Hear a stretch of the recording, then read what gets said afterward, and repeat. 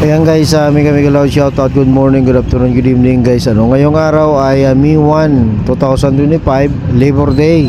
So nandito tayo sa may malapit sa Mindula, sa may Ricto. Nasaksihan natin ang paghahanda ng mga kapulisan, naglagay ng mga barikada dahil may parating na mga rallyista na susugod sa Malacanang. Libo-libong mga kapulisan ang kinalat dito sa Malacanang. Lahat ng entry point ay may nakabantay para sa mga papasok na mga rallyista. Labor Days na bayan po ng rally din ng mga nagrarally na ang sigaw ay itaas ang sahod at ibaba ang presyo ng mga bilihin. At siyempre pagdating sa rally, no, nandyan ang KMU o Kilusang Mayo Uno na siyang talagang numero uno na sumisigaw na itaas ang sahod at ibaba ang mga bilihin. So nakikita nyo, busy-busy ang mga kapulisan, hinihilira nila ang mga barikada sa paparating pa na mga nagrarally. Steel na tubo at may barbed wire pa, no.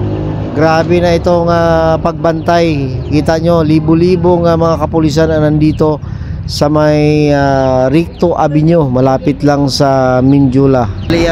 Safe, ano.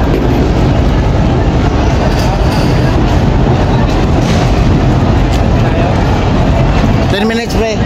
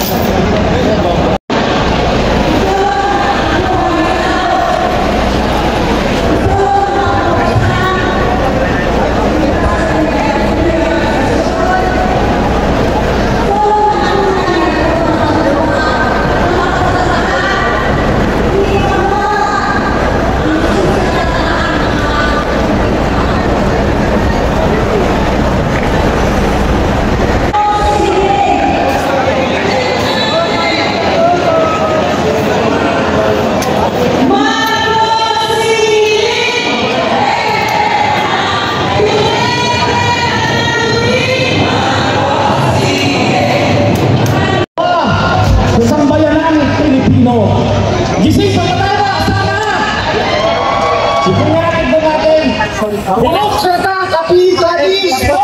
Ibagsak! Feudalismo! Ibagsak! Imperialismo! Ibagsak! Marcosismo! Ibagsak! Mga kasama at mga kababayan, ano ang pangunahing salot sa daigdig ngayon? Imperialismo ang pangunahing salot sa kabuhayan ng mga manggagawa at mamamayan ng daigdig.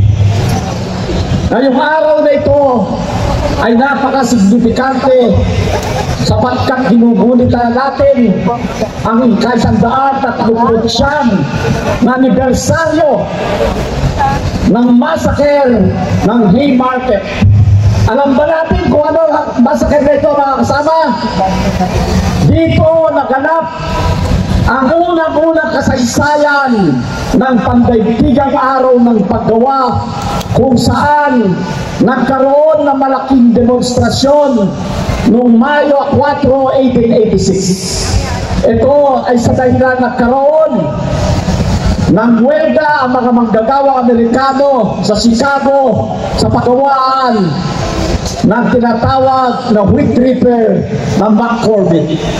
Sa proseso ng araw na yan, isang manggagawa ang napaslan ng mga goons at mga pulis kung kaya nagkaroon ng demonstrasyon noong Mayo 4, 1886.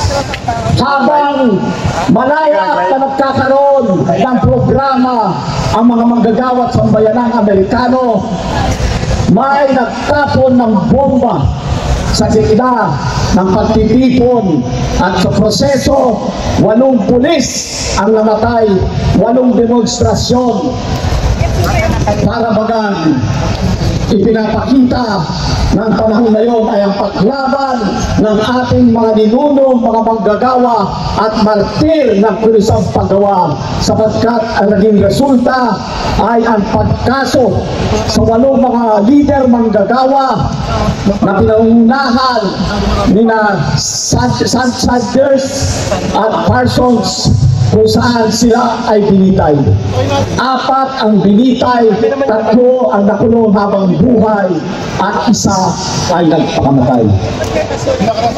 Makikita natin na hindi simple ang paglaban na mauring